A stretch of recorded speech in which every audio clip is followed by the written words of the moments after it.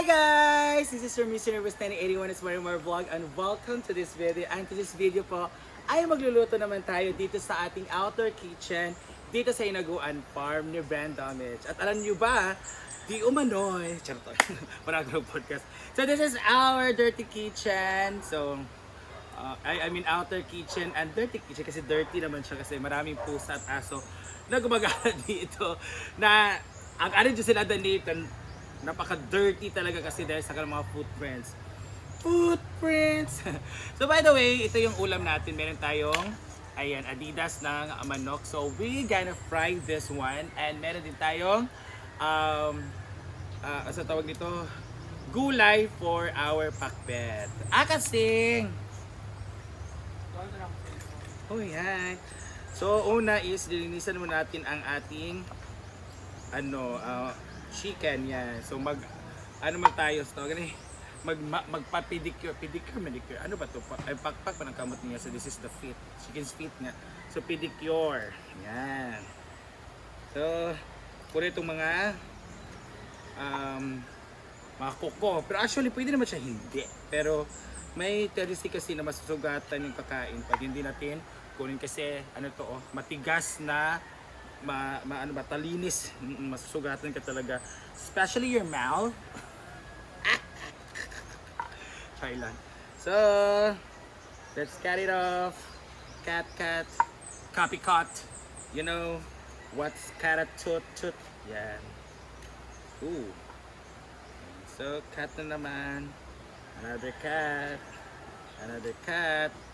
Ooh, ito talaga may mga mayroon silang mga sugat dito, mga ganyan ba. So kailangan din kunin kasi matigas din at 30. Yan. So it is 2 kilos and we gonna fry it kay. So muna naman kay adobo. So fry na tayo kasi meron din naman tayo. So ayan guys, ito yung chicken feet. Ito 1, 2, 3. Bakit apat ang finger ng feet ng manok, no? Sa atin is 5. Bakit ito sila 4? Saan yung isa? Yan siguro ang tinatawag na missing link. Ayan.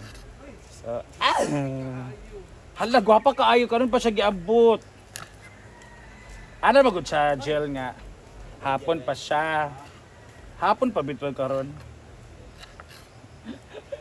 Yan. So, pedicure, linis-linis muna. Guys, malinis na siya, wala na siya mga kuko at dito din wala na dito yung ganito mga mga kubal ba na tawagan na yan. And first natin gagawin before natin i-fry ay lalalambutin mo natin siya sa using water. So first meron tayo peppercorn, yan, or pamintang buo. After nyan, lagyan natin siya ng asin para may timpla na siya. Oh. And laurel, Joseph laurel, yan. And buong ahos or bawang and konting din sibuyas. So yan na siya guys. And then let's put butter. Whoa, it's yan, half lang siya. Ano siya guys. And ilagay natin siya sa stove. Dito lang muna nga stove kasi nasira yung malaking stove namin. So this is the stove of Ivy and Janelle. So maghihiram muna tayo. So ganyan. Bakit hindi siya Ayan. And takloban para mas maganda.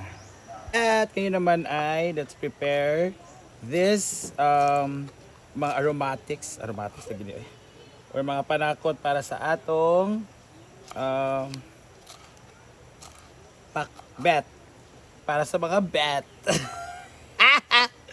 So ganyan natin siya with the onions. 3 lang po yung natin, ingredients or aromatics natin. We have sibuyas, we have bell pepper, and bawang. So wag nang marami. So depende naman yan sa pagtimpla dayon. So ikot-ikot ko na kasi dito ko na lang kasi wala akong plato. So gutad-gutad lang siya, slice ganyan. So bukas guys, it's our alumni, grand alumni bukas. Nalimutan ko kung pang ilan na. Basta alumni namin ng aming high school alma mater. Si we have Brenda, most of the SC. So most of the SC members ang sasali bukas. So ako, si Bating batchmate. Diva, Bakang, batchmates. Argel, marami sila. Argel, Brenda, Jigjag, Makrod, Rhea, Judel or Palomaloma Vlog. Sino pa ba? Oh, sila anim batchmates. We also have here si sino pa ba ang sasali?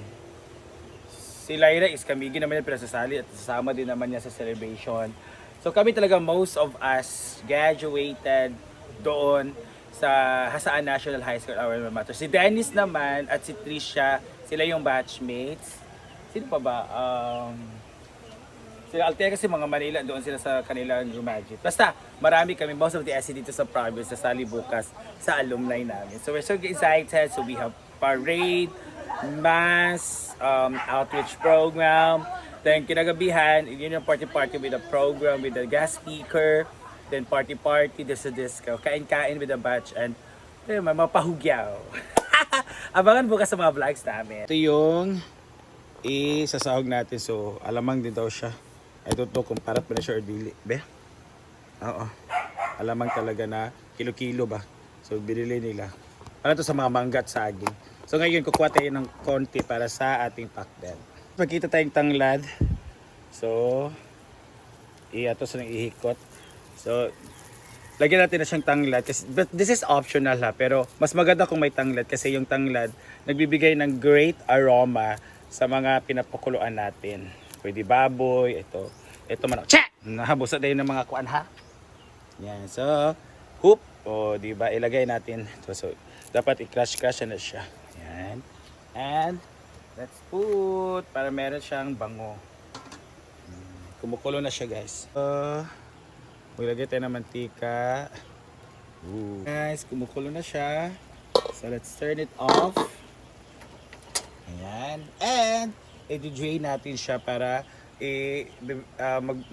breeding ba term ana? Basta mag-put tayo ng flour at itimplahan natin for fry. Yan. Patulo na natin na siya.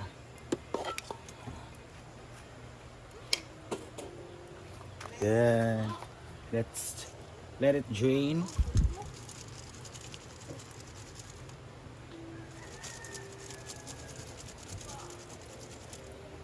So, kapag mainit na yung ating mantika,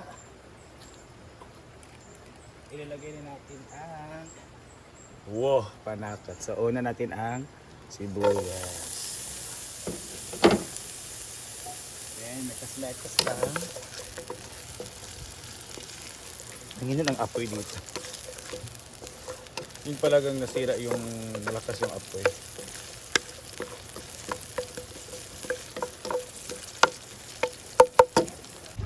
So, let's wash our chicken. Itong ating kawa kasi ito yung kapakuluan natin.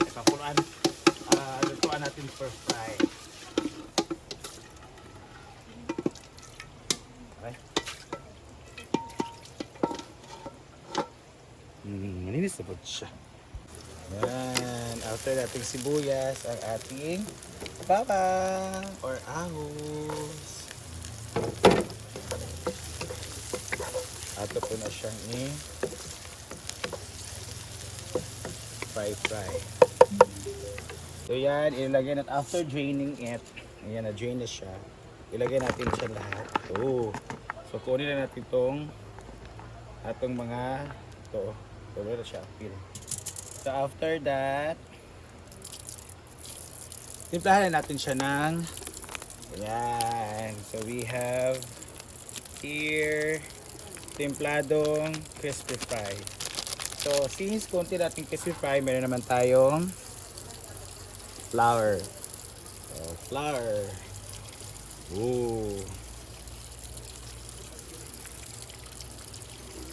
So kamo na mag ano-ano. Tapos yan, lagyan natin siya ng asin. Yan. Para naman may timpla yung flour. After ng asin, itong ating paminta.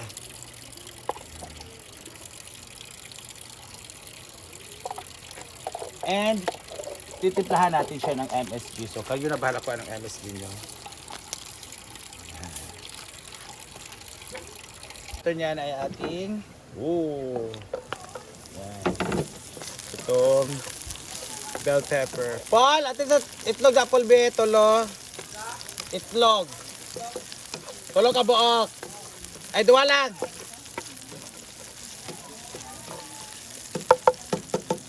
So, egg. 2 egg lang. Para lang magpikit ang harina sa atong mga tiil ng chicken.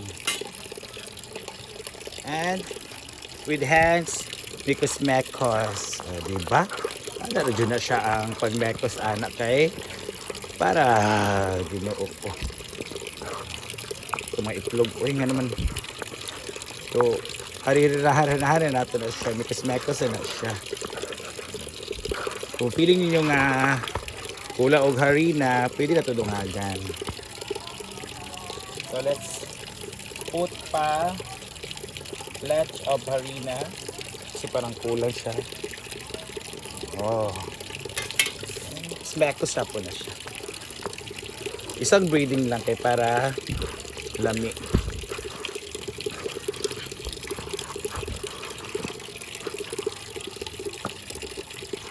Ganyan na siya.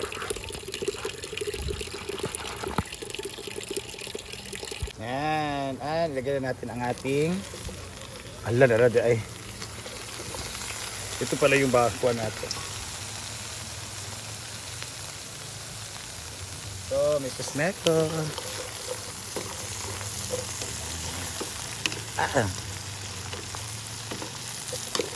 Hulugan.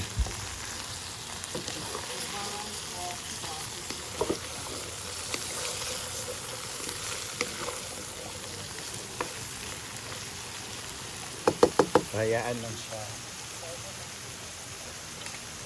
Yung tatlo ba nato? Naman ay mainit yung mantika kaya ilalagay natin itong mga Adidas para maprito na. Diba? Ano siya? So,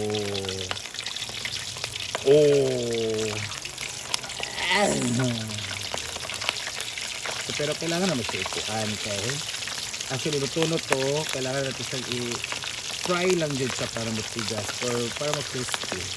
That's what we call crispy fry. Sarap lang.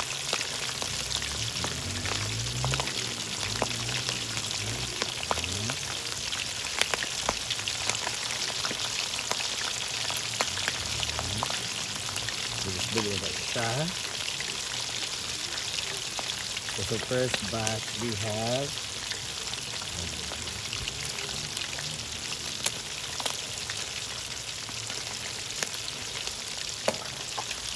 and so lagyan natin siya ng toyo para hindi na tayo mag-asin.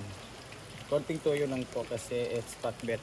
May bagoong kaya para hindi siya masyado aalat. And let's kuraw-kuraw. Mekos-mekos. Para yung iba. Diba? There's 1 kilo guys.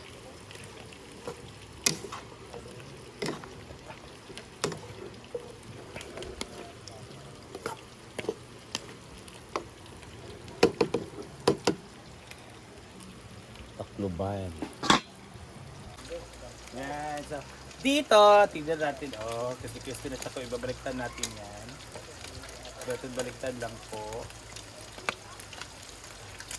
So, this is good for, 5 pesos sa amin. Noon, 5 pesos kung ibebenta doon sa market. Kasi ito yung masarap na pulutan namin noon. So, 5 pesos siya dalawa. Ngayon, ano na siya, mahal na kasi itong paa ng manok, kaya ano na siya, tatlo 10, and then mostly kung malaki 5 peso each na siya. So isa 5 peso na siya.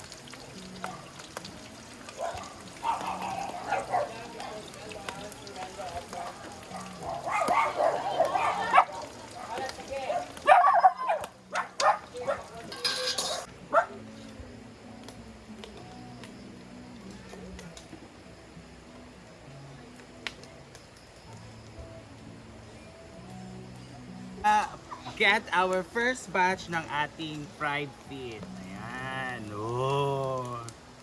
So dito na tinilagay sa ating drainer. Drainer, whatever. So yan. Teka lang. Wait, isa-isa lang.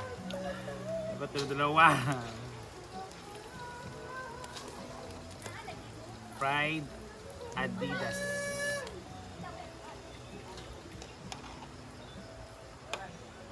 And let's put our second batch. Ito yung second batch natin. 1, 2, 3, 4, 5, 6, 7, 8, 9, 10, 11, 12, 13, 14, 15, 16, marami pala, 17, 18, parang 18 lang kasi para hindi siya masyadong populated, para hindi siya masikip. Yan. So ito naman iti-check natin. Wow. So dito na side, so ano na natin ito siya, mekos-mekos. Ayan na. Ang sarap na tingnan guys ng ating pakbet. Wow. Guys, lagyan natin siya ng powder pepper. Oh, konti lang. And MSG. Kayo na bala ko anong MSG nyo. Basta ito yung sa amin. MSG. And lagyan na natin to bagoong. Yan na yung bagoong natin. So isasay lang natin. Kutsilyo na nato kaya wala gunting. Aray. Pugsit. Aray. Wala na pugsit. Yan. Aray.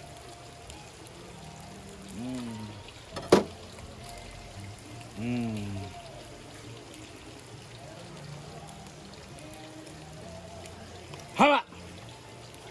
May mga pusa na umakyat dito. Kasi masarap tong bagoong sa kanila. Mabango ba? So ato dyan nagtilokon kay mahal ba ini? This is 10 pesos each. Kaya tilokon. And let's mekos-mekos. Ang ganda ng bagoong namin dito is color pink. I don't know why, basta it's color pink. Yan.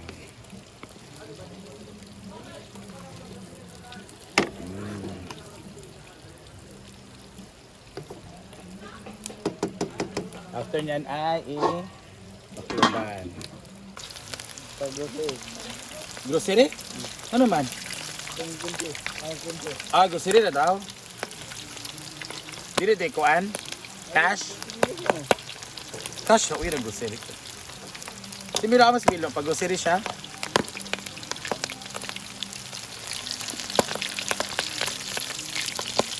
Yawas. Pumuputok na siya guys. So, sa mga takot dyan sa mantika, careful kayo dito. So, binabaliktad ko na lang. Oh, yan ang sebeche. Ang ating pakbet. O, diba? Sa mahinang apoy lang talaga. So, let's gonna try this. Bakit yung mga kalabasa hindi pa naluluto eh? Ay. Kailangan talaga maluto tong kalabasa kasi ito yung pinakaano. So of course tayo nagluto. So tayong unang titikim ng ating Adidas. Be? Flop. Malambot talaga siya. Pwede sa pulutan, pwede din ulam. Ulam namin ito ngayon.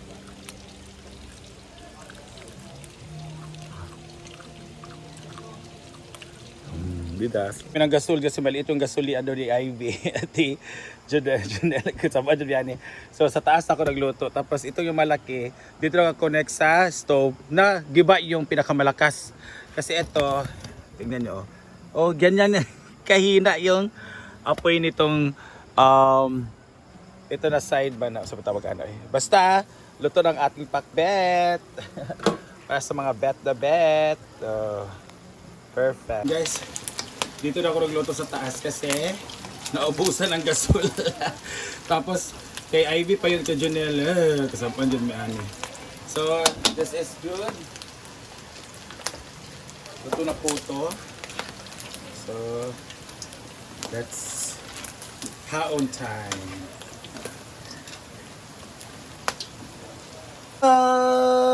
Yan na, luto na ang last batch. Ayun, dalawa na lang. So dito na tayo kaluto kasi naubusan tayong gas doon sa at walang kahoy ba, puro basa. So ito na ang naluto nating fried chicken feet. Fried chicken feet. So let's go. Yan, dito natin ilagay sa ating hapagkainan. Pero bigyan natin sa tinang doon sa baba para sila sa staff. Pero ito na ibibigay half nito. And then, meron tayo, ayan, di ba? Ang sarap din tignan ng ating pakbet. Para sa mga bet, na mga Basta, let's go. Ainan na! Yan na ang ating fried chicken, ating pakbet. Ayan si Bating, siya po ang bumili. Sa Argel din, andito. So, Milo. Oh, Lyra! Di ka makaon? Yeah, is there. Ano, Jollibee ka? Okay. So, thank you so much for watching, guys. Kainan na naman sa farm.